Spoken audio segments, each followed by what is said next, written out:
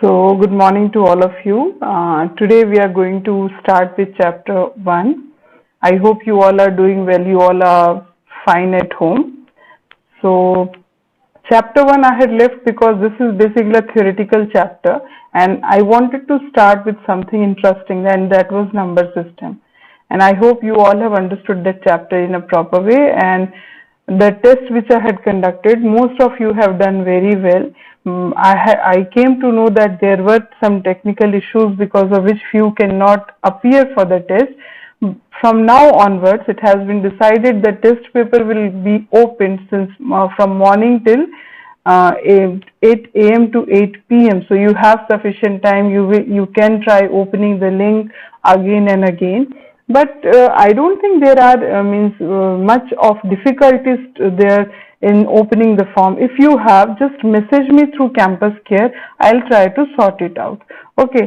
So chapter 1 is basically inside computers, which we are going to study about. I have divided this chapter in about 4 parts, and I couldn't post this video on Monday since Monday was a holiday on account of Eid. So I decided to post it today, that is Tuesday, and in a week, since I have only one day and I don't want to miss that one day because nowadays it is very crucial to complete the syllabus and all. So let's start with the chapter Inside Computers. Inside computers, basically the internal hardware which is required for running your computer, we are going to start with that. Till now you all are referring to the box, which a big box as CPU. I'm talking about a desktop of your computer. Desktop, when you are referring to, you will see a monitor and then keyboard, mouse and a big box. And usually we refer, this is the CPU of the computer. That is not the CPU. That is the cabinet of your computer, which contains all the internal hardware, and all those components inside are connected to each other with the help of buses. So this is how the computer, the desktop looks when you open that CPU. Okay, so many things, green color chip, cards, and we are going to study about these components one by one in this chapter. Okay, so next is, what are the components which are housed inside that cabinet? First, the most important is motherboard. Then we have central processing unit, then power supply unit, then we have random access memory, then hard drive, ports, sound card and video card. So we'll start with motherboard. That is the most important part of the cabinet, where all the important hardware required for running your computer are attached. Okay, so let's start with motherboard. Motherboard contains all the components, as I told. These all are connected with the buses. Okay, so I want all of you to understand the meaning of buses, so that whenever I use this term while explaining all the components, you will not get confused with. These are the buses, as you can see. It's if you will feel like that, these are, am I talking about the school buses? Yes, something like that only. In your computer, when all the components are connected together, for transferring the data from one place to another, some mode is there, and that mode is your bus.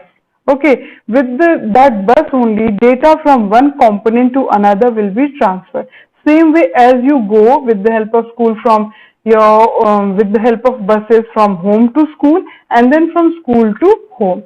That is the work of these buses, which is there in the internal hardware of your computer system. In computer terminology, a bus is a common pathway through which information flows from one computer component to the another. Okay, I hope you all have understood this part.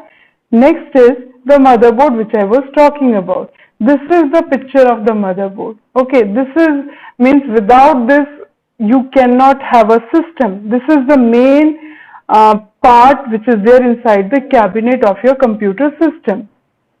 It is the main circuit board of your computer and is also known as the main board or logic board. Attached to the motherboard, you will find CPU, ROM, memory RAM, expansion slots, PCI slots, USB ports. It also includes controllers for devices, like hard drive, DVD drive, keyboard and mouse. Can you see this small part here where Intel is written? Let me draw a highlighter there, then you will understand this part. Can you see this? This is basically your CPU processor. This is known as the battery. This is the BIOS battery. Sometimes you might have noticed that a system is not getting opened or in between some fluctuations are there. That can be because of this. BIOS means BIOC, BIOS. It stands for Basic Input Output System. These are the fans which are required for cooling your system. Sometimes after running for long, your system is heated. So to keep it under control, the temperature under control, many fans are there inside the CPU. So one is there with this motherboard also. Okay, this is also known as the PCB, printed circuit board. So if you are facing this term PCB, don't get confused. It stands for printed circuit board. Motherboard is directly connected or indirectly connected to all parts of the computer with the buses. More the number of buses connected to a computer, the faster the component can work. Okay, so suppose the keyboard is attached to the motherboard and we have a single bus connected, and if you are passing the data from motherboard to your keyboard, only means the going data will be shown. Incoming data by that time cannot be used. So if you have more buses in between, faster the connection will be there or the faster the operation will be there. Next is central processing unit. In central processing unit, that part which I had shown, that only here, let me show you this part only we are going to study now. That is the processor of your computer. So this basically looks like this. This is the chip, silicon chip housed on the motherboard that processes the commands and operations given to the computer. It receives a program, instruction, decodes it, performs the required operation and then stores the output on the computer memory. You have seen this term decode. You know what does it mean? Decoding. You all have done that number system chapter. There I told that every data which you're typing from the keyboard, it gets changed into zeros and ones. That process only is known as decoding. You're typing, so suppose I'm typing here 5 plus 2. I want the result to be given by computer. But will your computer understand 5 and 2? No. 5 and 2 will internally get converted to 0 and 1. That process is known as decode. And once the data is decoded, your computer will understand what user wants, and accordingly the calculations will be done and the final results will be stored in the computer memory. Okay, next is how your CPU works. CPU is basically having three components inside. First one is ALU, that is your arithmetical logical unit, then control unit, and last one is memory unit. What is the function of these all? Okay, arithmetic and logical unit is basically responsible for performing all the arithmetical and logical calculations of your computer.